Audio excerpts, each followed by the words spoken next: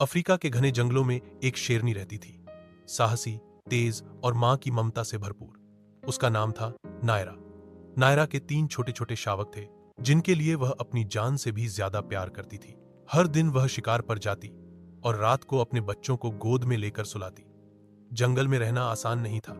शिकारी, दूसरे शिकारी जानवर, सूखा और भूख, लेकिन नायरा हर खतरे से लड़ती, बस अपने बच्चों की सुरक्षा के लिए। एक रात जंगल में तेज तूफान आया। बिजली कड़क रही थी, पेड़ गिर रहे थे। नायरा अपने शावकों को एक गुफा में छुपाकर बाहर पहरे पर बैठी थी। तभी उसकी तेज नजरें एक साए पर पड़ी। वो एक झुंड में आए लकड़बग्घों, हैनास का झुंड था, जो गुफा की तरफ बढ़ रहा था। लकड़बग्घों को शेरनी के बच्चों की खुशबू मिल चुकी थी। उनके इरादे खतरनाक थे। मौत से सामना नायरा जानती थी कि वो अकेली थी और सामने 6007 लकड़बग्घे, लेकिन मां की ममता ने उसे डरने नहीं दिया। वह दहाड़ी, जंगल गूंज उठा। लकड़बग्घे घबराए, लेकिन संख्या में ज्यादा होने के कारण उन्होंने हमला किया।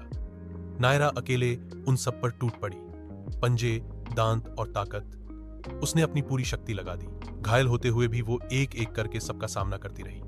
उसके शरीर पर कई जख्म हो गए, लेकिन उसने हार नहीं मानी। जीत और बलिदान। कई मिनटों तक चली लड़ाई के बाद नायरा ने लकड़बग्घों को पीछे हटने पर मजबूर कर दिया। कुछ भाग गए, कुछ घायल होकर गिर पड़े, लेकिन इस लड़ाई में नायरा खुद बुरी तरह घायल हो गई थी। खून बह रहा था, सांसें धीमी हो रही थीं, लेकिन उसकी आंखें अपने शावकों की ओर थीं, जो अब भी सुरक्षित गुफा में थे। सुबह होते ही जंगल के अन्य शेरों ने नायरा को देखा और उसकी बहादुरी की कहानी जंगल में फैल गई।